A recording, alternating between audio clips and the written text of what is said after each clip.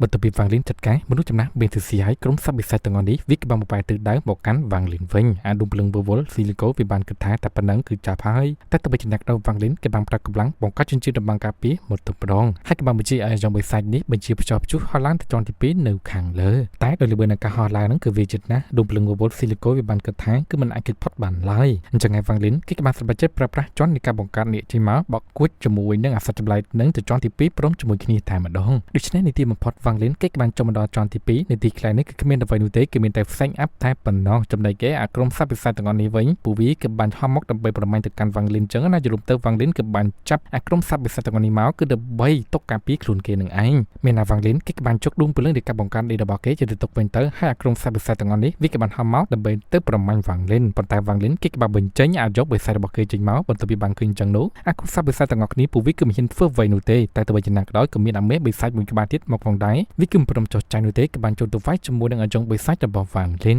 អញ្ចឹងអាយ៉ងបិសាចរបស់វ៉ាងលីនក៏បានសម្លាប់អាមេក្រុមបិសាចនឹងងំបាត់ទៅហើយវ៉ាងលីនក៏បានស្រូបចូលអាក្រុមបិសាចទាំងអស់ហ្នឹងជាទៅទុកព្រមជាមួយនឹងអាយ៉ងបិសាចផងដែរបន្ទាប់មកវ៉ាងលីនក៏បានឲ្យអាដុំភ្លឹងបវលស៊ីលីនកូចេញមកអញ្ចឹងវាក៏បាននិយាយទៅដល់តអញ្ចឹងណាថាលោកម្ចាស់ឯងពិតជាចិត្តល្អពេកហើយក៏បានឲ្យកូនចៅជាច្រើនទៅកាន់អាយ៉ងបិសាចដូច្នោះតែវ៉ាងលីនគឺមិនបានខ្វះនោះទេនឹងបាននិយាយឲ្យអាដុំភ្លឹងបវលការពារខ្លួនគេទៅអញ្ចឹងអាដុំភ្លឹងបវលវាក៏បានទៅសង្កេតមើលពិនិត្យមើលជុំវិញបរិវេណហ្នឹងអញ្ចឹងណាដូច្នេះវ៉ាងលីនក៏បានគិតថានៅពេលនេះថងផ្ទុករបស់មនុស្សចំណាស់មានទុស៊ីគឺគ្មានត្រាខាងវិញ្ញាណខំពតនៅលើថងផ្ទុកនេះទៀតឡើយអញ្ចឹងឯវ៉ាលីនគេបានពិនិត្យមើលអ្វីៗនៅក្នុងថងផ្ទុកនេះតែម្ដងដោយបានឃើញថាគឺមានវត្ថុបុរាណជាច្រើនហើយបូករួមជាមួយនឹងថ្មវិញ្ញាណកម្ពុជានៅទីនេះប្រមាណគ្រាប់ផងដែរវ៉ាងលីនគឺពិតជាមានកាហ្វច្បាបន្ទាប់ពីបានឃើញវាហើយនៅអ្វីដែលវ៉ាងលីនចាប់អារម្មណ៍បំផុតនោះគឺឆ្នាំបុរាណបាក់បែកពីបំណែកនេះយល់តាមពីដើមមកឆ្នាំបាក់បែកហ្នឹងវាគឺជាកំណត់ទ្របកម្រិតទី3ដែលហៅថាស្ដេចចង្ក្រានចាំបាញ់ថ្នាំមេឌីស៊ីគាត់ក៏បានសម្លាប់លោកគ្រូរបស់ខ្លួនដណ្ដើមយកនៅចង្ក្រានចាំបាញ់ថ្នាំមួយនេះហើយគាត់ក៏បានប្រើប្រាស់វាទុកវាធ្វើជាអាវុធវិទ្យាមន្តការពារអាយុជីវិតខ្លួនឯងដូច្នេះវ៉ាងលីនគិតថាទោះបីជាអាវុធហ្នឹងវាក៏មានគុណសម្បត្តិក៏ដោយប៉ុន្តែប្រសិនបើខ្លួនគេប្រើប្រាស់វា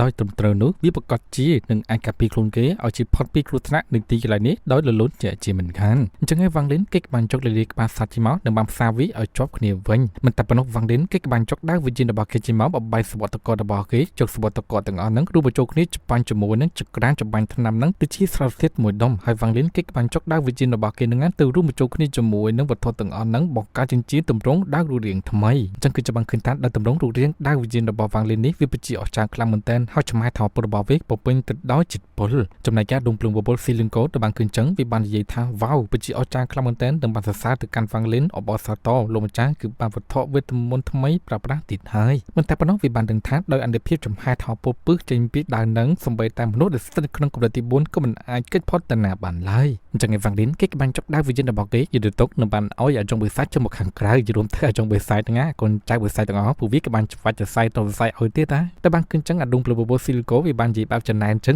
ណាថាមានកូនចៅច្រើនគឺគ្មានអ្វីអស្ចារ្យនោះទេចាំមើលគឺនៅថ្ងៃមុខគឺនឹងចុកកូនចៅច្រើនជាងឯងទ្វេដងទីទៀតចឹងឯវ៉ាងលីនគេក៏បានដើរទៅមុខទៅនឹងឲ្យអ្នកទាំងអស់គ្នាទៅពិនិត្យធ្វើជុំវិញបរិវេណនេះតែម្ដងវ៉ាងលីននៅវិញគេបានប្រើប្រាស់កម្លាំងទេវភាពរបស់គេទៅពិនិត្យមើលសង្កេតមើលផងដែរតែបានឃើញថានីតិកន្លែងនេះគឺជាទីកន្លែងស្ពានមិនអាចធ្វើត្រឡប់មកវិញដូច្នេះវ៉ាងលីនគេក៏បានប្រញាប់ប្រញាល់ទៅទីកន្លែងនោះទៅហើយក៏មានការងឿនឆ្ងាស់ផងដែរតាក់ទងជាមួយនឹងឈ្មោះស្ពាននឹងចឹងណាដែលហៅថាស្ពានគឺមិនអាចធ្វើត្រឡប់មកវិញនឹងឯងអញ្ចឹងឯវ៉ាងលីនគេក៏បានបញ្ជាឲ្យអាដុំភ្លឺបបលស៊ីលីកូទៅពិនិត្យមើលហើយអាដុំភ្លឺបបលវាបាននិយាយបែបឌឺដងទៅកាន់អាយ៉ងបិសាចទៀតមើលលោកម្ចាស់គឺនៅតែចូលចិត្តគេតែនៅតែប្រើគេតែអញ្ចឹងណាគ្រាន់បើជាងអ្នកផ្សេងគឺមិនត្រូវបានលោកម្ចាស់ប្រើអញ្ចឹងទៅអញ្ចឹងអាដុំភ្លឺបបលស៊ីលីកូវាក៏បានហត់ទៅកណ្ដាលស្ពានតែម្ដងនិងបានស្លេបប្រាប់ថាគឺគ្មានបញ្ហាអ្វីកើតឡើងនោះទេហើយវាក៏បានហត់ត្រឡប់មកវិញមកតែទោះជាណាក់ដល់វ៉ាងលីនគឺមិនតាន់ទុកចិត្តនៅឡើយទេដែលគេក៏បានប្រើកូនសត្វបិសាចមួយក្បាលនេះហត់ទៅនិងបានប្រាប់ឲ្យវាហត់ត្រឡប់មកវិញប៉ុន្តែមិនណាភ្លាមលំហអបកាសនៃកណ្ដាលស្ពានក៏បានខំលើច្បាក់អាចសត្វបិសាចនឹងចូលនៅក្នុងនោះបាត់ទៅដែលបានគឺចឹងវ៉ាងលីនបានគិតថាតាក់ទងជាមួយនឹងអរិយដូចជាអាដុំភ្លឺបបស៊ីលីកូគឺគ្មានបញ្ហាតាក់ទងជាមួយនឹង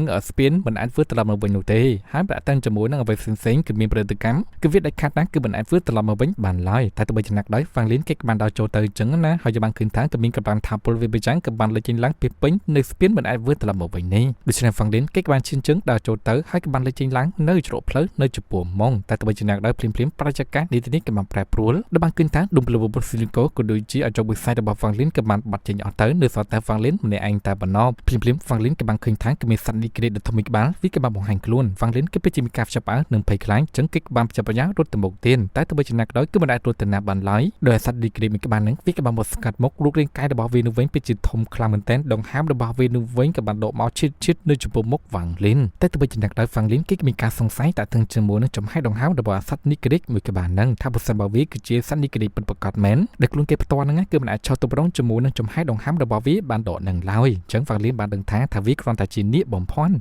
តែប៉ុណ្ណោះដូច្នេះនៅពេលដែលវ៉ាងលីនដើរទៅមុខបានប្រមាណជំហានទៀតក៏បានលឺសម្លេងឪពុកម្ដាយរបស់គេបានស្រែកហៅតែទៅបីចំណែកដោយវ៉ាងលីនគឺមិនបានងាកមើលថយក្រោយនោះទេនឹងបានដឹងថានេះវាប្រកាសជាការបំភាន់ទាំងអស់ជារួមទៅឪពុកម្ដាយរបស់វ៉ាងលីនហ្នឹងគាត់ក៏បានព្យាយាមជាបញ្ចុះឲ្យវ៉ាងលីនបែរមុខថយក្រោយដែលបាននិយាយថានៅក្នុងស្បោងហ្នឹងគាត់ក៏បានរៀបចំសេកូងៀតប្រហិតនិងអ្វីគ្រប់យ៉ាងទាំងអស់ដែលវ៉ាងលីនចូលចិនតែទៅបីចំណែកដោយវ៉ាងលីនគឺមិនបានងាកថយក្រោយនោះទេដោយសារតែគេបានដឹងហើយនេះគឺជាការបំភាន់ហើយភ្លាមៗនោះគឺជាបានឃើញថាមនុស្សចំណាស់តេវជីនគាត់ក៏បាននិយាយខ្លាំងៗវ៉ាងលីនឯងក៏បានស្ដាប់ចៅប្រុសរបស់យើងអញ្ចឹងហើយយើងនឹងបំផ្លាញក្រុមគ្រួសាររបស់ឯងទាំងពូជតែម្ដងដោយគាត់ក៏បានប្រើប្រាស់ទង់ភ្លើងរបស់គាត់ទៅស្រូបចុកដួងភ្លើងវិជ្ជាឪពុកម្ដាយរបស់វ៉ាងលីនទៅវិញក៏បានក្តាប់ដៃចំណែនអញ្ចឹងណាយល់ទៅក៏បានដឹងស្រាប់ហើយថានេះវាគឺជាការបំភាន់តែទៅជាអ្នកដោយវ៉ាងលីនគឺនៅតែមានការតក់ស្រោចចិត្តបង្ហូរទឹកភ្នែកចេញមកមានការឈឺចាប់ហើយក៏បានក្តាប់ដៃយ៉ាងណែនហូរឈាមចេញមកផងដែរដោយឪពុកម្ដាយរបស់វ៉ាងលីនពួកគាត់ក៏បានព្យាយាមស្រែកហៅវ៉ាងលីនឲ្យមកជួយពួកគាត់ផងនៅពេលនេះគាត់ក៏បានបំបែកនៅអាដុំគុជវ៉ាងលីនក៏បានផ្ទុកនៅក្នុងសាធារណភាពរបស់គេនៅទីនេះអញ្ចឹងណាវ៉ាងលីនគួរណាស់តែធ្វើត្រឡប់មកជួយពួកគាត់ទៅភ្លាមៗនៅពេលនោះវ៉ាងលីនក៏ពិតជាពិបាកគ្រប់គ្រងនឹងស្មារតីខ្លួនឯងខ្លាំងមែនតើតែទៅជាអ្នកដល់គេបានគិតទៅដល់ឪពុកម្ដាយរបស់គេកាលពីមុនអញ្ចឹងណានឹងបានគិតទៅដល់អាគុជនេះដែលវ៉ាងលីនក៏បានប្រកល់ឲ្យពួកគាត់ទាំងពីរនាក់ថាពួកគាត់ទាំងពីរគឺសុទ្ធចិត្តស្លាប់ក៏ដាច់ខាត់គឺបំផ្លាញដុំគុជដែលគេបានឲ្យកាលពីមុននឹងឡើយអញ្ចឹងវ៉ាងលីនគិតថាពួកគាត់នៅពេលនេះគ្រាន់តែជាការបំភាន់តែប៉ុណ្ណោះអញ្ចឹងនីតិបំផុតវ៉ាងលីនគេក៏បានបំបែកពិភពនៃការបំភាន់នឹងជាមកខាងក្រៅវិញទៅនឹងបានគិតថាទាំងអស់នេះវាពិតជាមានគ្រោះថ្នាក់ពិតមែនអញ្ចឹងឯវ៉ាងលីនគេក៏បានបន្តដំណើរទៅមុខទៀតទៅរហូតដល់ទីកន្លែងនេះហើយវ៉ាងលីនគេបានប្រើប្រាស់កម្លាំងថាពោលទៅពិភពរបស់គេទៅពិនិត្យមើលនីតិកន្លែងនឹងអញ្ចឹងណាតែពេលចំណាក់ដោយវ៉ាងលីនគេមិនបានពិនិត្យឃើញអ្វីនោះទេដូច្នេះគេបានបញ្ជាឲ្យកូនចៅសាបិសាប្រមាណក្បាលនេះហត់ទៅមុខហើយបានឃើញថាគឺមានក្បួនកម្មការច្បាប់នៃការហាមឃាត់ក៏បានសម្រាប់អាកូនសាបិសាទាំងអស់នឹងងាប់អស់លេងទៅហើយចំណែកឯកូនចៅសាបិសាប្រមាណក្បាលទៀតក៏ដូចគ្នាផងដែរក៏ត្រូវបានកម្លាំងថាពោលតកទាំងអស់នឹងសម្រាប់ពួកគេខ្ទេចអស់តែម្ដងដូច្នេះវ៉ាងលីនបានដឹងថានៅជុំវិញបរិវេណនឹងក៏ពុំពេញទៅដោយច្បាប់នៃការហាមឃាត់មិនតែប៉ុណ្ណោះវ៉ាងលីនបានដឹងថានីតិកន្លែងនឹងវាប្រកាសជាទីកន្លែងភ្នំនៃច្បាប់ហាមឃាត់ចាក់ជាមិនខានបច្ចានទីស្ថិតនៅក្នុងជាន់ទី2នេះគឺចាំបាច់ឆ្លងកាត់នៅភ្នំហាមឃាត់នេះឡើងទៅដល់ជាន់កំពូលខាងលើអញ្ចឹងឯព្រាមៗម្ដងព្រំបបលស៊ីលីកូវាបានពិនិត្យឃើញថាគឺមានអ្វីបច្ចាញ់ក៏បានកាត់ឡើងនៅជុំវិញបរិវេណនេះទៅបានដឹងថាមុននេះបន្តិចគឺមនុស្សទៅតែឆ្លងកាត់ដែលម្នាក់នោះដែរគឺជាព្រះប្រាថ្នាទាំង6នឹងឯងគាត់ក៏បានជាទៅកាន់កូនសិស្សរបស់គាត់ថាឯងពិតជាសំណាងហើយដែលមានខ្លួនគាត់ហ្នឹងគឺជាអ្នកការពារហើយមានតែពេលដែលគាត់ដល់ទៅមុខបានប្រមាណជំហានទៀតពួកគាត់ក៏ស្ថិតនៅទីកន្លែងមួយទៀតនៅលើផ្ទៃទឹកនេះដែលបានឃើញថាចំហាយថាអពតទឹកហ្នឹងវាក៏បានប្រមូលផ្ដុំគ្នាបង្កើតជាសត្វទេពភាពប្រមាណក្បាលអញ្ចឹងព្រះប្រាថ្នាទាំង6ក៏បានប្រើកម្លាំងរបស់គាត់បានតិចមកទៅប្រងមិនតែប៉ុណ្ណោះគាត់ក៏បានបញ្ចេញវត្ថុវេទមន្តរបស់គាត់ចេញមកដែលហៅថាភ្នែកនៃការបង្កើតរបស់ព្រះបុរាណដោយគាត់បាននិយាយថាភ្នែកនៃការបង្កើតរបស់ព្រះបុរាណវាពិតជាស្រស់ស្អាតខ្លាំងមែនទែនដូចជាដុំពេជ្រមួយអញ្ចឹងហើយកម្លាំងថាពោចេញពីភ្នែកនៃការបង្កើតរបស់ព្រះបុរាណក៏បានបញ្ចេញកម្លាំងថាពោទៅកាន់សត្វទេពភាពទាំងអស់នេះអញ្ចឹងនៅពេលដែលពួកវាលូតមកប្រមាញ់ទៅកាន់ព្រះប្រាថ្នាទាំង6កម្លាំងថាពោចេញពីភ្នែកនៃការបង្កើតរបស់ព្រះបុរាណក៏បានកំទេចសត្វទាំងអស់ហ្នឹងដែលលីបាត់ទាំងអស់ទៅបន្ទាប់ពីព្រះប្រាថ្នាទាំង6ក៏បានបំបែកក្បួននៃការបង្កើតច្បាប់ហាមឃាត់នៅទីនេះហើយគាត់ក៏បាននិយាយថាខាខ្លួនគាត់ហ្នឹងគឺ GR គឺមិនបានធ្វើឲ្យអ្នកគឺខកចិត្តឡើយដោយរយៈពេលរាប់ពាន់ឆ្នាំកន្លងមកនេះគាត់ក៏បានព្យាយាមហ្វឹកហាត់វិជ្ជាសិល្បៈក្បាច់គុណយ៉ាងមានភាពអត់ធ្មត់អញ្ចឹងគាត់ក៏បានបញ្ចេញនៅស្មៅតកមួយតងហើយយើងត្រូវមកមើលរឿងរ៉ាវដែលបានកើតឡើងរយៈពេល1000ឆ្នាំមុនទៅបានឃើញថាម្នាក់នេះគឺជាលោកគ្រូរបស់ព្រះប្រាថ្នាទាំង6នឹងឯងដែលគាត់ក៏បានជាទៅកាន់ព្រះប្រាថ្នាទាំង6ថា GR អញ្ចឹងណាថាឯងគួរណាតែពិនិត្យមើលឲ្យបានច្បាស់លាស់អញ្ចឹងគាត់បានចាប់មនុស្សម្នាក់នេះបោះទៅកាន់ក្បួននៃការបង្កាត់ច្បាប់ហាមឃាត់ដោយកម្លាំងថាពលទាំងអស់ហ្នឹងក៏បានសម្លាប់មនុស្សម្នាក់នឹងស្លាប់ភ្លាមៗនៅនឹងកន្លែងហើយនៅបានប្រាប់ថានីតិកន្លែងហ្នឹងវាគឺជាភ្នំច្បាប់នៃការហាមឃាត់ដែលស្ថិតនៅជាន់ទី2យល់ទៅភ្នំទាំងមូលក៏ត្រូវបានបង្កប់ដោយក្បួននៃការបង្កាត់ច្បាប់នៃការហាមឃាត់គ្រប់ទីកន្លែងអញ្ចឹងព្រះប្រាថ្នាទាំង6គាត់បានសួរលោកគ្រូរបស់ខ្លួនតើទិនជាមួយនឹងច្បាប់ហាមឃាត់នៃទីកន្លែងនេះគឺវាស្តីងជាមួយនឹងកម្លាំងថាពលនៃការបង្កើតចេញពីវត្ថុវេទមន្តស្នេហ៍ទេវភាពមួយនេះដូច្នេះគឺវាប្រកបហើយតើទិនជាមួយនឹងសមាធិវិភាពរបស់ពួកគាត់គឺបានបង្កើតនៅក្បួននៃការបង្កើតតាមវេទពួកគាត់គឺចង់បង្កើនបើជាងជាសង្ខេបទៅច្បាប់នៃការហាមឃាត់នៅទីនេះគឺត្រូវបានបង្កើតឡើងដោយមនុស្សដែលមានអំណាចគ្រប់គ្រងវាឬមួយក៏ចង់បង្កើតវាបានតាមតែចិនចង់និយាយថារយៈពេល1000ឆ្នាំមុនមនុស្សចំណាស់មេទូស៊ីក៏ដូចជាមនុស្សចំណាស់ដូចជាក៏ស្ថិតនៅទីកន្លែងនឹងផងដែរកាន់តែពិសេសទៀតលោកគ្រូរបស់ព្រះប្រាថ្នាទាំង6គាត់ក៏បានប្រាប់វិធីប្រើប្រាស់ឬមួយក៏ការគ្រប់គ្រងច្បាប់នៃការហាមឃាត់នៅទីកន្លែងនេះទៅកាន់ព្រះប្រាថ្នាទាំង6តាមរយៈសមាធិវិភាពមួយតងនេះផងដែរចឹងឯព្រះប្រាថ្នាទាំង6នៅពេលនេះគាត់ក៏បានឲ្យលោកគ្រូ របស់ខ្លួនហ្នឹងក៏ចិត្តនោះទេគាត់នឹងព្យាយាមបំពេញក្តីស្រមៃលោកគ្រូរបស់គាត់ហ្នឹងឲ្យបានចាក់ជាមិនខានដូច្នេះគាត់បានប្រើប្រាស់កម្លាំងថាពុទ្ធរបស់គាត់ទៅកាន់ផ្នែកនៃការបង្កើតនៃព្រះបុរាណបញ្ចូលទៅកាន់ក្បួននៃការបង្កើតនៃជុំវិញបរិវេណនេះទៅកាន់សត្វទេពភាពទាំងអស់ហ្នឹងរួមទៅវាក៏បានប្រើខ្លះជាសត្វភ្លើងខ្លាសត្វតកកខ្លាអញ្ចឹងណាហើយគាត់បាននិយាយថាតែប៉ុណ្្នឹងគឺគ្មានអ្នកណាម្នាក់អាចឆ្លងកាត់នៅតំបន់នេះបានឡើយអញ្ចឹងសាច់រឿងភាគទី30របស់យើងក៏ត្រូវបានកាត់ស្លែតែប៉ុណ្្នឹងហើយយើងជួបគ្នាជាមួយនឹងវីដេអូថ្មីៗបន្តទៀតអរគុណច្រើន